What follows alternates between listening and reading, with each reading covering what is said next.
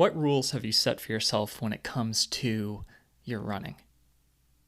In my book, Run Faster Marathons, Chapter 2 is the running rules to live by. I have 10 rules that if you apply to yourself and what you do as a runner, you're going to improve.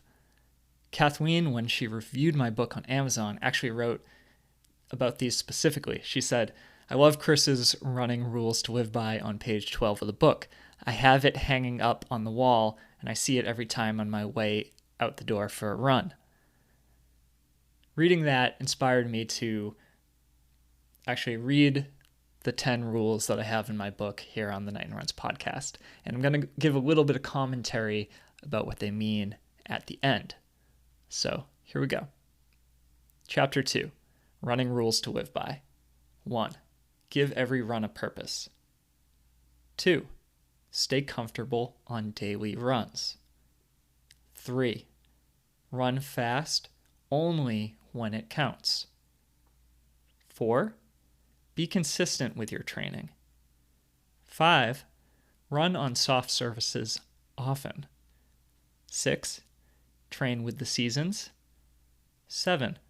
Sleep as much as you can. 8. Drink lots of water, eat lots of carbs.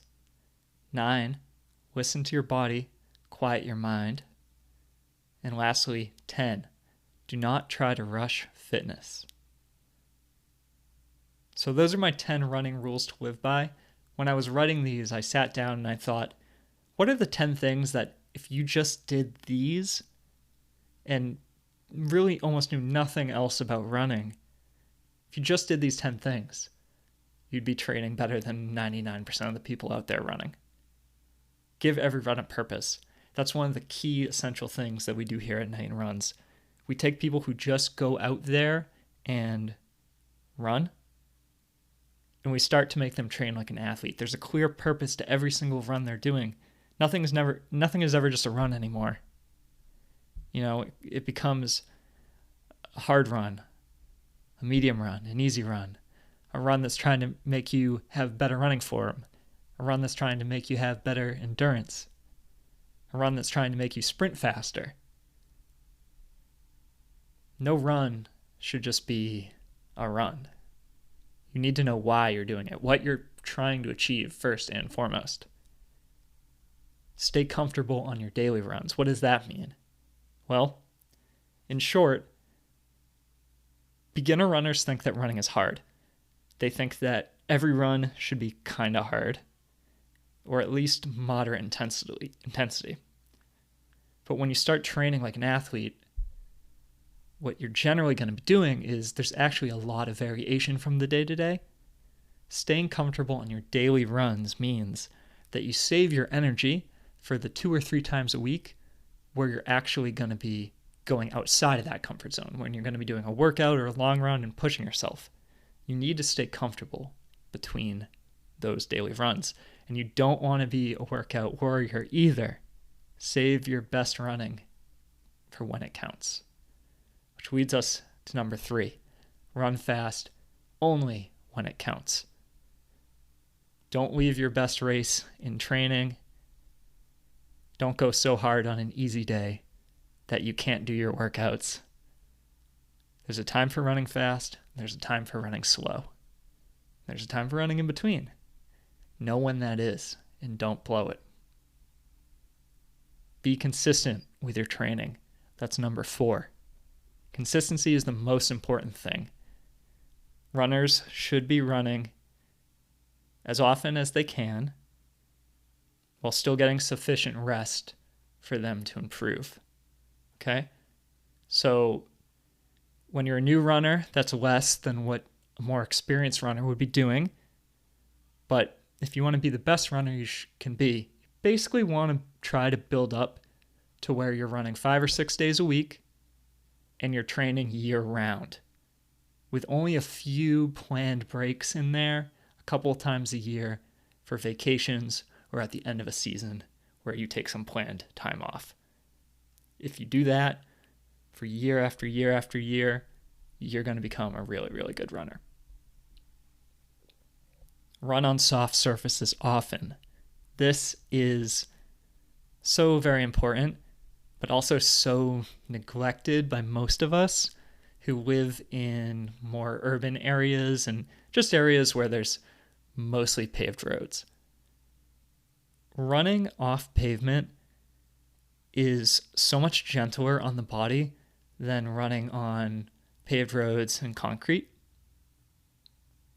We should be training on grass sports fields, on trails, on dirt roads. We should be seeking these things out as much as possible.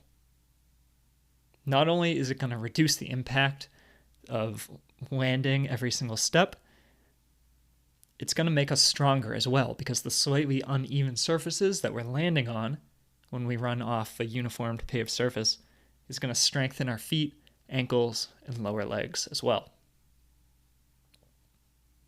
Road runners should probably be training more like trail runners, okay? And if you look at cross-country athletes, doing a lot of training on grass, we should be doing that kind of stuff too. So there's not really a good excuse. Most of us run too much on pavement. We definitely shouldn't really be running on concrete. It's even harder. But find your local parks, find your local trails, find your local sports fields, and go run there. Go to those places on your routes. Connect different parks, even if they're small, okay?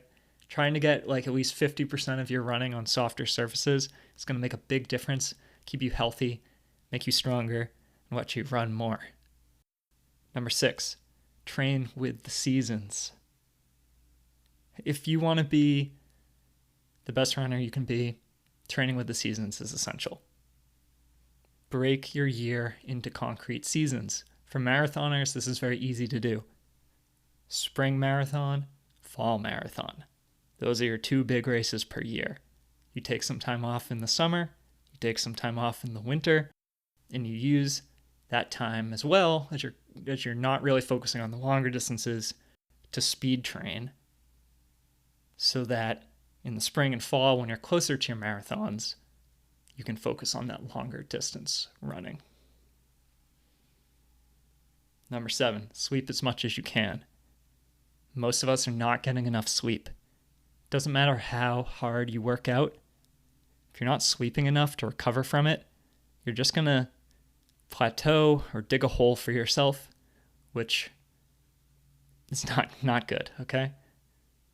The more you work out, the harder you train, the more you need to rest, the more you need to sleep.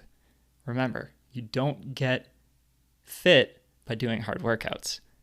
You get fit by breaking down your body by doing these hard workouts and then sleeping where your body has the time to recover. If you don't sleep enough, your body doesn't recover, it doesn't grow stronger, and you've basically just broken yourself down in a hard workout for no reason.